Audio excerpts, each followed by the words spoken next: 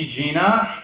Hi, everybody. I'm Rob, and this is Jodi. On behalf of our team here at Become Unmistakable, or BU as we call it, we'd like to welcome you to the webinar, where we're going to dive deeply into a fresh approach to performance discussions, everybody's favorite topic, performance.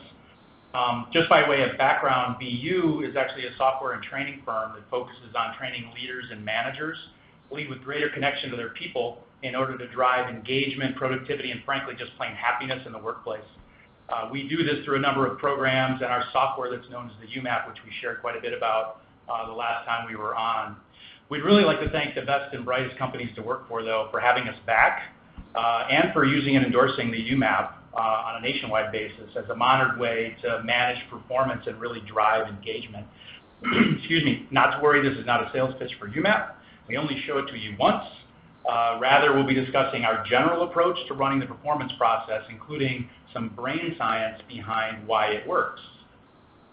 Before we get there, though, we ask the question, why does this conversation even matter? In our minds, performance discussions are about more than simply driving performance. It's really about driving engagement. With engagement comes all kinds of great stuff, including positive attitudes, creativity, innovation, and discretionary effort. I'm guessing that many of the folks on this call have seen some of the data that we're going to share here, but in case not, here goes. The cost of disengagement has never been higher in the United States. Again, I assume many people have seen this data. According to Gallup, employee engagement is at its record low, approximately 13%. And what that means is that through reduced productivity, increased absenteeism, and lower profit, they estimate the annual cost of disengagement at $500 billion. And I did not misspeak there. It is billion with a B. On top of that, unemployment rates being where they are at historic lows has created the annual cost of voluntary turnover alone in excess of $1 trillion, again, only in the US. So the cost of, or the stakes are very, very high when it comes to engagement. To put that a little bit in more perspective, a little closer to home, if you take a look at the research, and research will show the cost of turnover anywhere between 50% and 200% of an individual employee's compensation. That depends on what level they are within the organization. If you take that information alone to an organization with 100 employees, average compensation of $50,000, and turnover that simply matches the US average, the annual cost of voluntary turnover runs between $650,000 and $2.6 million every single year for that 100-employee firm.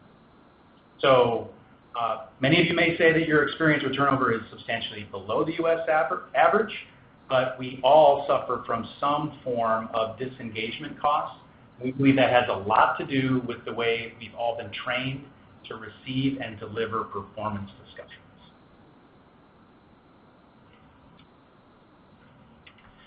So, reflecting back on almost 30 years now, which is kind of scary, of performance discussions for myself, I'm actually struck by how little I actually remember from any of them. I don't remember a single detail from any single discussion. I know they went generally well because I was promoted ahead of schedule in most cases and often received additional responsibility following my annual reviews. It was a basic progression of, great job, here's some more work, now let's spend 90% of our time providing you feedback, in other words, dwelling on your faults. And we'll see you next year. So that process and thinking about it just reminds me of this famous quote by Maya Angelou, I'm sure all of you have seen or heard. People will forget what you said, people will forget what you did, but people will never forget how you made them feel.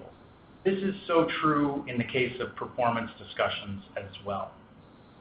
So what do I remember from my performance discussions? I remember leaving performance conversations feeling deflated, while, quote unquote, rewarded with more work. I came to believe it was just the way the professional world operated. The better I did, the more I took on, often without additional compensation. I always left focused on the negative in myself, although I don't really remember what was said. Turns out, I hopped around corporate America in my 20s and 30s, working for 5 different organizations before I turned 40. So this is Jodi, and I'm a filer. I have a large filing cabinet at home, and it looks kind of similar to this. As I was preparing for this webinar, I knew I had files at home of all my past reviews and thought it would be helpful to kind of scan through them and see which ones I thought were well done and which ones might not have been well done. However, as I was looking, I came across one that you might not initially think of as a performance review, and yet I had filed it with the others, and it looked something like this. So a thank you note. And for all intents and purposes, it was a performance review, probably the most impactful one I ever had. It was a note from my manager reflecting specifically on some of the recent accomplishments and what she had noticed in me as I completed those. Things like showing mutual respect with the team and my ability to guide a discussion towards results and so on. It wasn't on a form or scripted in any way. It was handwritten, and it actually ended with how I was helping her be successful as well. So those qualities, acknowledging things she had noticed about how I handled my responsibilities, as well as being somewhat vulnerable in the end, saying how I was helping her become successful, turned out very impactful, and it was tucked away with my more standard type performance reviews. So today we're going to focus specifically on the performance process and building on Jodi's story, and what our highly intentional approach is to creating performance discussions that drive real performance and engagement. Given our long intro, it'll come as no surprise that we'll focus on how we make those on the receiving end of a performance feedback session feel. What we hope you come away with is an understanding that when we make people feel safe and supported and even celebrated for who they are and who they aspire to be, that will drive more happiness and productivity in the workplace. When we ask them and in fact require them to define and drive their own development and to be the lead actors in their own careers with managers, us, as the supporting cast, they'll reach further and take your organization with them. When we take this approach, the difficult conversations around missing targets, changing behaviors, all those things, and they do still occur, become less frequent and easier to have. So here's a look at our agenda. First off, Jodi is going to delve into the brain science behind performance discussions. This is really about the why the approach is in fact effective. Next, we'll tag team as we walk through the how. Our approach to each performance discussion using an acronym that we've developed at BU known as SAFE. And last, we'll get to the what. We're asking everyone to consider ditching your annual review process and replacing it with a quarterly conversation about performance that is development-driven. The language matters here. So performance reviews, as Jodi is going to share in more depth, strike fear in everyone. At best, most traditional reviews lack depth, accuracy, given they take place only once a year. They're often completely one-sided. At worst, they make people shut down and seek new opportunities outside your organization, which is, of course, what none of us wants. We seek to demonstrate how changing the concept from a review to a conversation can change how everyone views performance. And then finally, we'll wrap up with some Q&A. So hopefully that sounds good. And we want to start everything off with a quick polling question. So how often does your organization engage in a formal performance discussion today? And you've got a few options. If you take just a moment and start tallying those.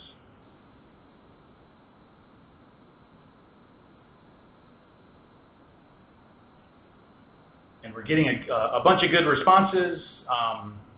We have some in the never category, most in the annual category, and a small handful in the semi-annual and quarterly category. So that's great stuff. We will come back to that later, and it is very consistent as we go. Oh, now we have data up. So annually, roughly half of you are in the annual category, 11% in the never, and this is not unique. We do see that regularly. Quarterly, it's nice to see some people doing that, and semi-annual is, of course, better than annual. So, and other, we're going to guess that that's even more frequently than. So that's fantastic. Thanks for your participation. All right, so I'm going to jump into the brain science, or as Rob mentioned, the why behind how we look at the performance management process. So I don't know about you, but I'm not always at my best when I have to deal with service companies over the phone, and perhaps you can relate to this image. I live in a small town and struggle to get good internet service. In fact, we really only have one option.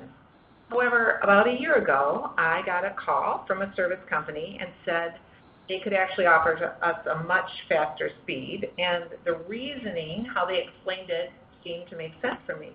So I decided to go ahead. I canceled our old contract. I switched to the new one, which I had to do a 2-year contract. And as you can probably imagine, it didn't take long, and we realized that the new service was not better. In fact, it actually was worse. It was even a little bit slower. So I'm on the phone with the new company trying to see what my options might be. And the service rep, who was trying to be kind and helpful, they did some checking into it, only to explain that their company uses the same lines as what my previous provider did, so there was not any way it could be any faster, and proceeded to apologize for any misunderstanding. However, obviously I wanted to get out of the contract, and you can about imagine how that went. We went back and forth. I ended up losing my cool, and really getting a little too snarly with the wrong person that was actually trying to be helpful, and began demanding things, which got me absolutely nowhere. So if you joined us for the last webinar, you heard us talking about amygdala hijack. And that's actually exactly what happened when I was in the previous conversation. It's what happens when your emotions take over, and suddenly you are no longer making rational thoughts or being able to use your processing the way you could be if your emotions had not taken over. And that emotional part is your amygdala, and it's redirecting some of your energies for the fight, flight, or freeze response, as opposed to being able to process information. So that's just kind of a high level, and we talked very deep about that last time. This time we're actually going to go into understanding what environments or what things that happen at work that can cause some of those amygdala hijack moments. And we're going to do that through a model that David Rock with the Neuro Leadership Institute came up with, an acronym to identify those triggers, which he calls the SCARF model. So our brains are constantly scanning our environment to determine if what is happening or being felt or seen is a threat to us, or if it feels rewarding. And if it is threatening, it wants to get away from it. It doesn't feel good. However, if it is rewarding, we tend to want more of it. It feels good. This sense of whether something is a threat or reward happens up to 5 times a second, so fast that often we're not even conscious of it. But internally, our brain and our body are reacting. So I'm going to take you through each trigger and talk first about how that can be a threat response to some, and then I will give you some examples of how you use the same trigger to create a reward response. So the first letter for SCARF is S, which is your sense of importance in relationship to others. So one threat would be when somebody says to you, may I offer you some feedback? There's actually interesting research done just by using the word feedback. Our brain associates that word, feedback, with negative connotations. In fact, they did brain imaging of people hearing the word feedback, and the same areas of their brain lit up as those who were walking in a dark alley and heard footsteps behind them. It's that sense of impending doom. Another threat would be presenting inaccurate information. So you're in a meeting, you have stats and information you're sharing, and suddenly somebody points out that some of your information is not correct. That could be a threat to your status. Receiving a demotion. and then performance reviews. So if you think about it, when you're in a performance review, it generally always creates an environment where somebody has a status above somebody else. Somebody is in a position to judge your performance, or in other words, they're considered the expert, and they are going to tell you how to become a better version of yourself. So it generates, it triggers that threat response. So those are some of the threats. So think of the opposite side. What can you do in your environment to create more of a reward status? So one would be by providing positive feedback and praise. Great job. I really like the way you did that. Kind of the thank you note that I received. Public recognition or private. This one is a little tricky because it kind of depends on the person that you're giving it to. Some people do not want public recognition, and it would actually be a threat. So you got to know your people well to know how do they like recognition. Do they like it in private or do they like it in public? Getting a promotion. So just some things to think about. There's a lot more. We're just going to touch on a few just to get the concept of the different elements. So the next one I want to talk about is certainty. So certainty is our need for clarity and the ability to make accurate predictions about the future. We know where we're going. We know what to expect. Some threats would be unsure expectations. In other words, you're not sure what the organization or what your manager is expecting of you in a certain situation. Meetings without agendas. So for some people, stepping into a meeting when they're not sure what is going to be spoken about or what issues will come up can be very threatening. Others kind of roll with the flow, and that would not be a threat. So again, it goes back to understanding each person on a personal level. Moving work environments, having to switch from one location to another. Performance reviews. Anytime the traditional model of performance reviews includes reflecting back, often over a year's time. So you go into those meetings not really knowing what issues. We might have 1 hour or even 30 minutes sometimes, and you're not certain what is going to be brought up. So to look on the reward side, transparency. Anytime you explain the why as an organization or give more information, puts it in a positive state. Setting clear objectives, so you know what's expected, when it's expected.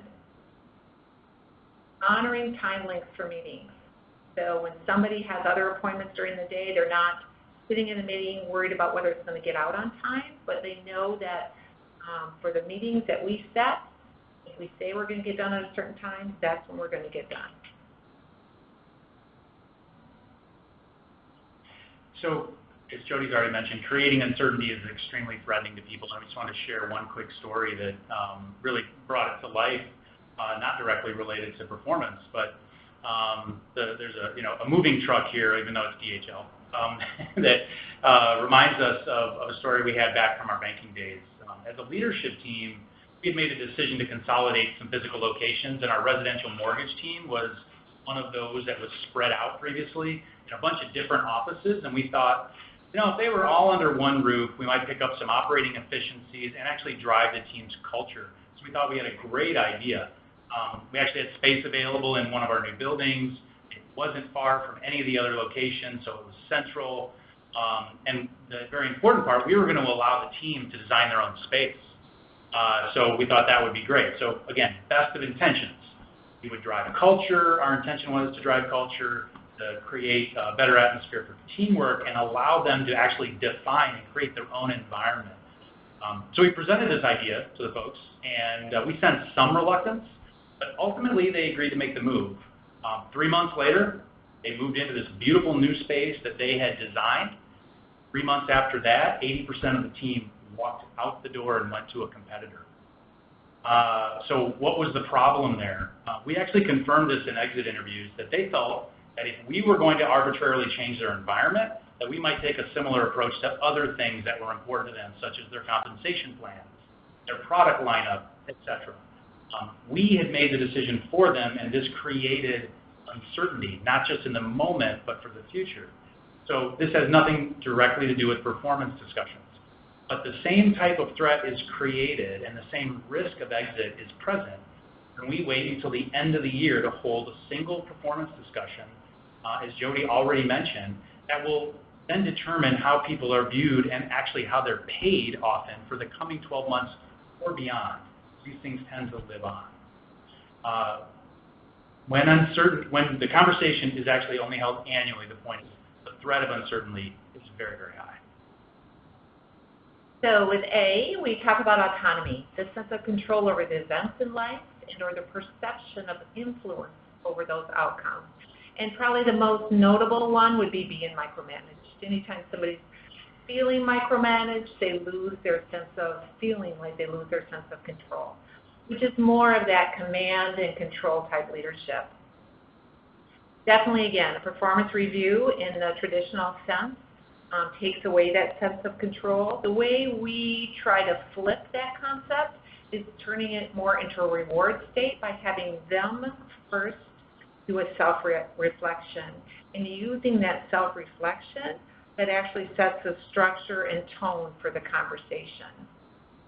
So on the reward side, things like ability to organize your own workload, offering different choices as opposed to only one choice, creating flexible work locations or scheduling, and then authoring development. And this one is important to us.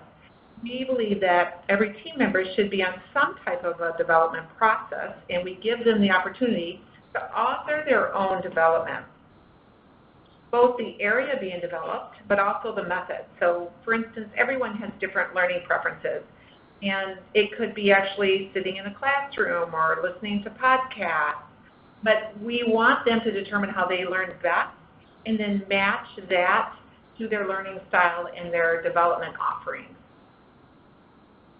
R is for relatedness, which is kind of the core of what we talk about all the time in the sense of being connected. So that sense of connection and security with others. So typical threats would be feeling unknown to others, which comes out so strongly when we talk to people about their onboarding experiences. When you join an organization, how quickly can you feel like others know you? And we use the UMAP for that process, but there's a lot of ways you can do that just to create those connections.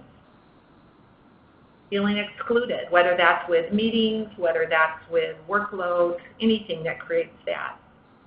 And then disingenuous responses. So it's kind of, our brain is constantly processing information other than just words we hear. It's scanning our environment, it's taking visual cues. So if you see someone in the morning, they don't look like their day is going well at all, and you ask them, how are you doing? And they say, great. But their face doesn't match that, the tone doesn't match it. Your amygdala actually senses there's a threat here. Something is not lining up right, and you need to be on high alert. So just that disingenuous responses can create that. Obviously, again, performance review. I feel a little bit like a broken record. But this kind of ties closely to that status again. You know, within the organization, we often use the word team members. You want people to work together, to be partners, to help the business succeed. As soon as you bring in that hierarchy sense, it creates some disconnect from that sense of having relatedness. Things you could do, great things would be mentoring or coaching programs where you're bringing people together. Any way you can find to build authentic relationships within your organization. Having people included in some type of an affinity group. So this is a copy of the UMAP. In fact, it's my UMAP, and this is the way that we bring people together for authentic relationships and to identify affinity groups within businesses. So if you joined us last time, you actually got a pretty heavy dose of UMAP, but today, as I promised, this is the only time you'll see it. And the reason it fits right here is to follow the relatedness conversation, because this is really the tool that we use to put our teammates' minds in a reward state, and it's due to enhance relatedness. So again, this is my UMAP, and as you can see, I hope, I'm not certain if you guys can actually read it. It contains a bunch of information about me personally. This platform gives me the opportunity to share about, I'll just name some things, you probably can't see it, the important relationships in my life, It gives me the ability to express my unique skills and abilities as I see them, describe what motivates and inspires me, and it even allows me to share some basic favorite things and personal goals that others can use to personalize recognition for me. We use it for a number of applications, including performance management. But the core of the UMAP is really about relatedness. This tool helps people relate to one another at a deeper level to drive meaningful relationships. It gives my manager a ton of material to connect on to put me in a reward state because it's my platform to be known. Whatever tool you use to accomplish this type of relatedness would be wonderful because it's critical to creating a connected employment experience. So the last one left would be the F for fairness. So a just and non-biased exchange between people. So some things under that category as far as a threat would be whenever there's a lack of ground rules or expectations. And people sense that the pay is not fair. Certain people are making more even though maybe someone's been there longer. Any concept they have of unfair pay. Performance reviews.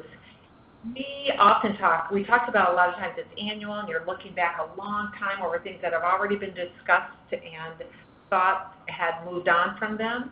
Instead of performance reviews, we replace it with what we call quarterly conversations. And we expect, as a manager, to be learning things from our direct report, our team member, as we're doing the quarterly conversations, just as much as we are offering information. So it's never intended to be one-sided. On the reward side, again, organizational transparency, the thought of just pay for just work. And an interesting one, at least I think, is volunteerism. So anytime you're volunteering somewhere, generally you're thinking there's some inequity in this social situation or humanitarian situation, and I want to do my part to bring that, to take away that inequity. So anytime you can introduce that, and it's a huge dopamine hit when you have that reward state under volunteerism. So anytime you can bring that concept into your workplace, have your people volunteer as groups, recognize individuals that are volunteering, offer support of that in some way, whether it's time, paid time out of the office or just adjusting schedules. Any one of those is going to add to the reward state for that fairness. So we talked about a little bit of the brain science behind the performance management. Now we're going to talk about how we use the acronym SAFE to rethink what those performance discussions look like. So as we mentioned earlier, it's important for team members to feel safe in their roles, in their environment at work, not to experience triggers that might put them into the amygdala hijack. So we're going to break it down using the letters in SAFE. Start with S. So S stands for set the stage.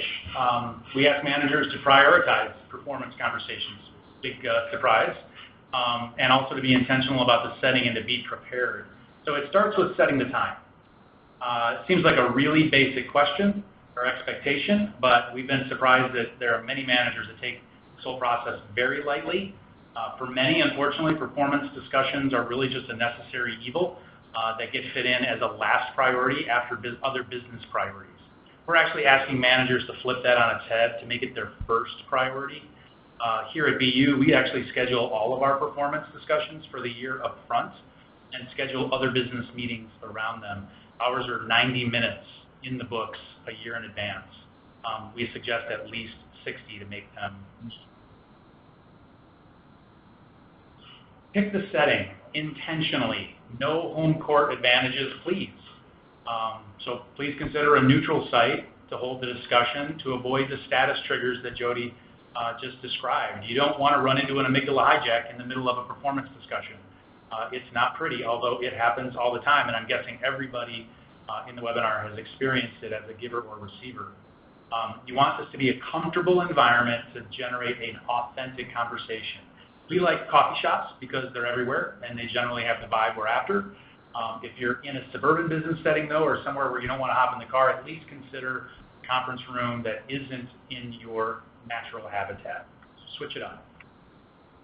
And last, do your homework. Again, just like setting the time, this should be an obvious thing, but we're shocked at how many managers don't actually take the time to prepare, or more importantly, don't have a platform for keeping track of performance information outside of that annual review that sits in the file. You really should have a system for memorializing employee performance in real time. Even if it lives in an Excel or paper file, get something. Because you'll find that when you deal in facts as they occur, you'll have an easier time discussing performance issues. And as important, or sometimes more, you won't miss an opportunity to provide some affirmation or recognition for great work. Let's face it, we all get busy and we miss out on both opportunities.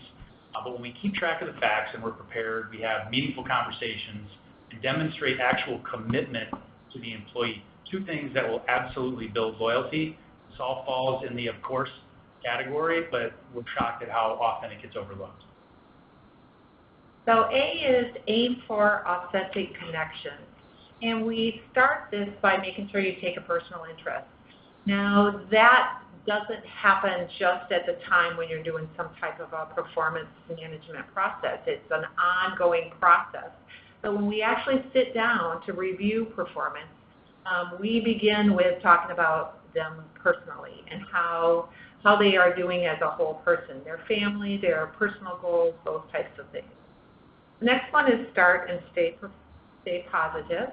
So again, staying away from those triggers and making sure that we're keeping it in a state that does not feel threatening, but is more in a reward state. And then the last, be vulnerable. We feel this is very important. We ask them to come and be authentic, but the idea is it's authentic connection. So as a manager, you need to be authentic also. I think of a story from my past. So it was a performance review that I had where I was actually within the review, I was being reprimanded for a behavior. And first you need to know that relationships are very important to me, and I work very hard to create and honor those relationships. I was working in an organization where a member of the senior leadership team had what I felt was a very difficult personality. And I know it was not just me. Many people shared that. She was definitely more the command and control type. And if an idea was not hers, it was a terrible idea. So I didn't report up through her, but I often needed her collaboration on different projects I was assigned to. So this time, on my performance review, it was noted that I need to learn to work better in collaboration with this person, which was very disappointing to me because I already felt like I was the one that was putting all the effort into this relationship and making a lot of accommodations for what I felt was her difficult personality. So as we discussed this, my manager shared that he too, this was put into his performance review, and that he had also been written up for this. Now, he didn't have to share that with me.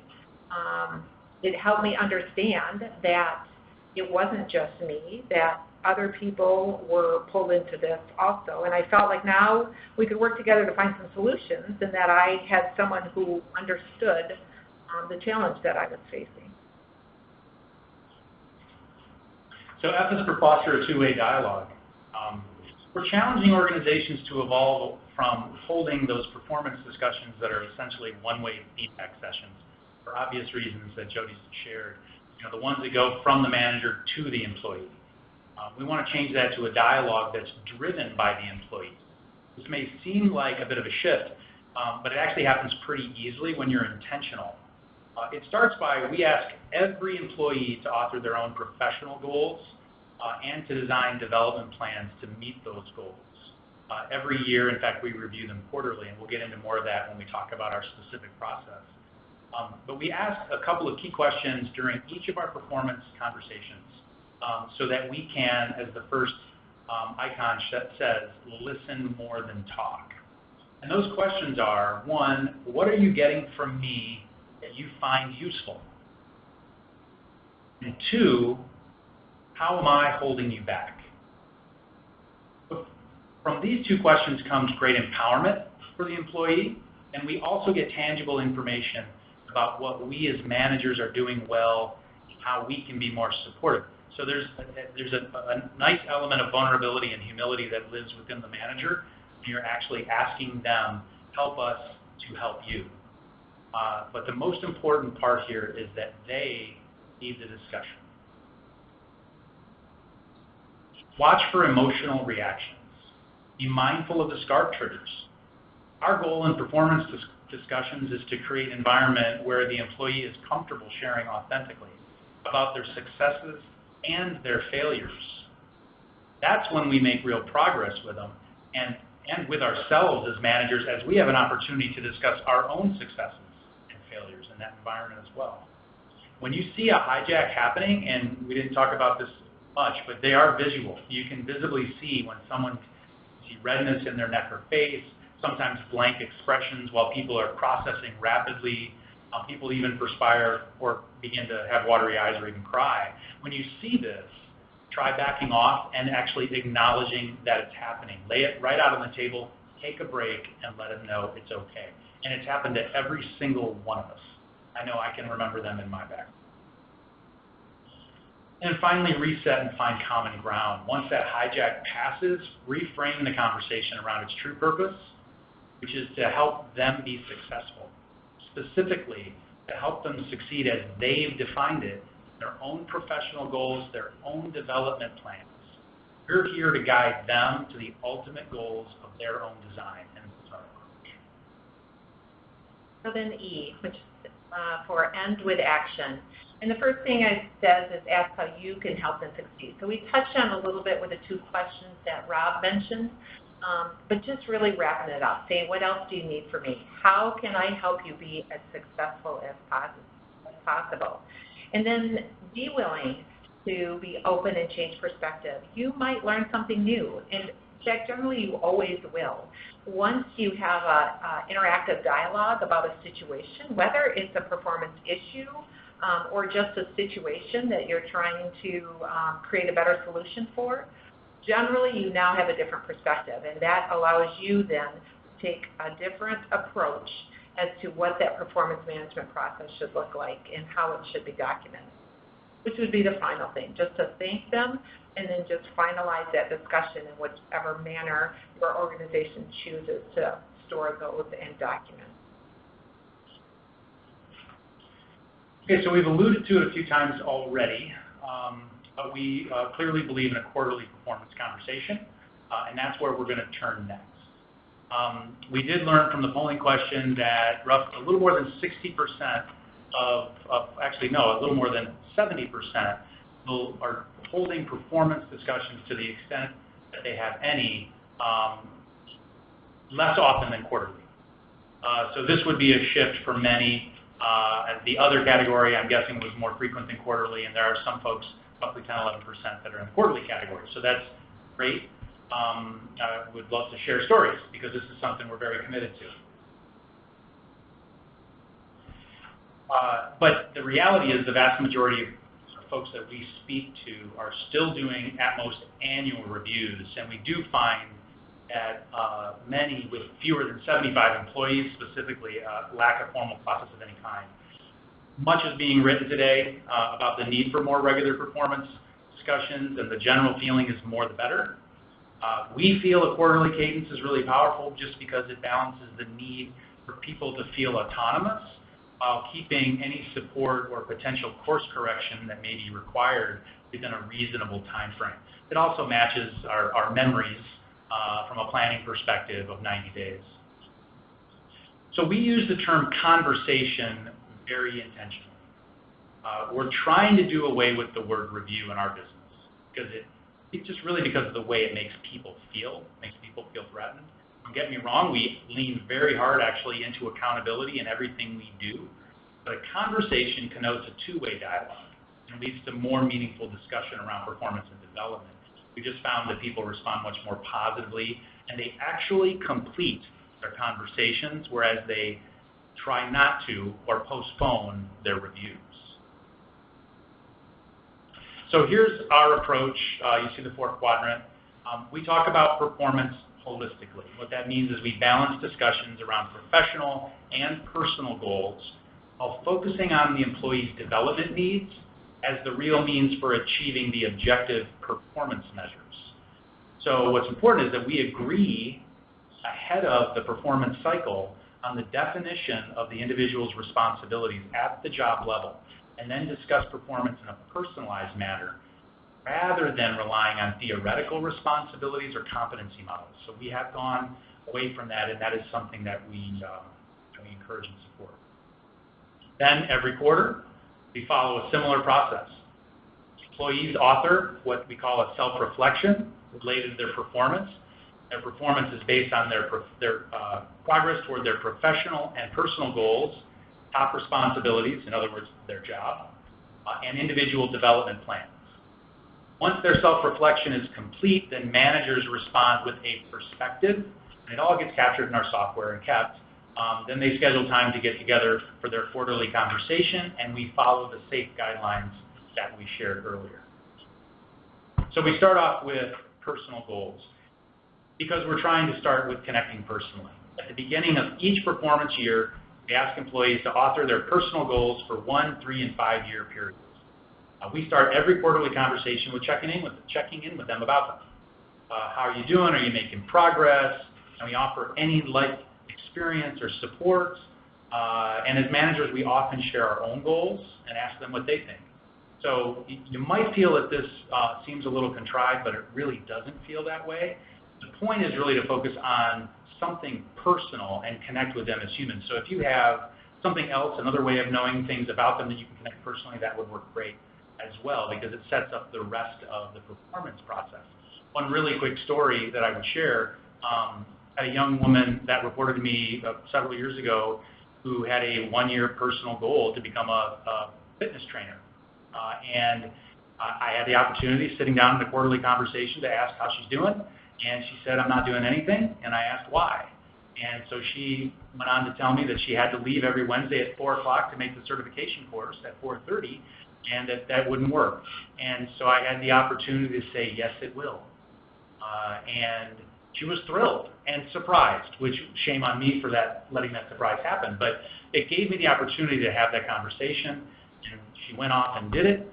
And not only did her performance not falter, it actually, if anything, improved. Next, we check in about their professional goals. As we talked about, like personal goals, we begin the year by defining them, 1, 3, and 5 years. Connect initially to align to see whether those goals are appropriately aspirational. It's actually often an opportunity to affirm the employee, because a lot of times they're listing professional goals that are well below what you may believe they can achieve. And so we have the opportunity to affirm them.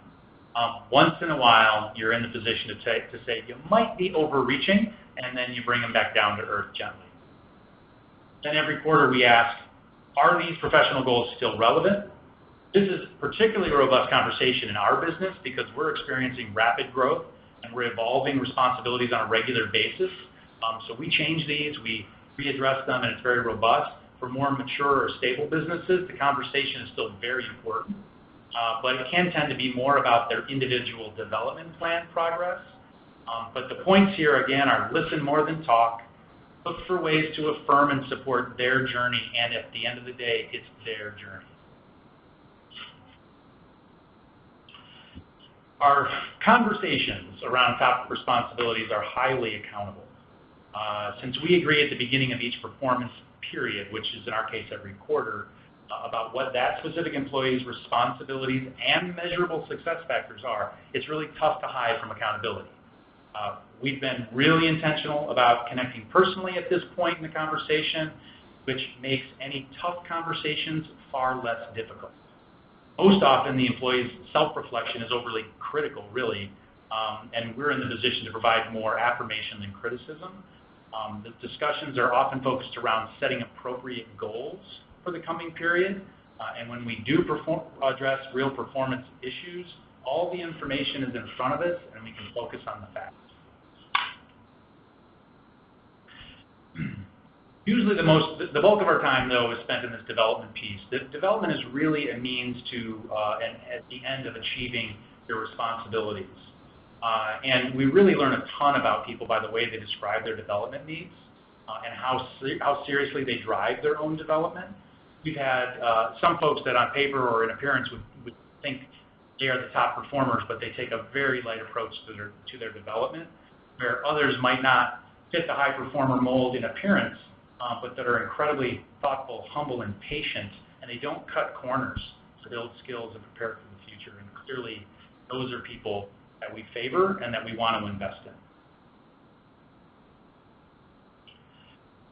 And so this key point that we've made already a couple of times, let them drive.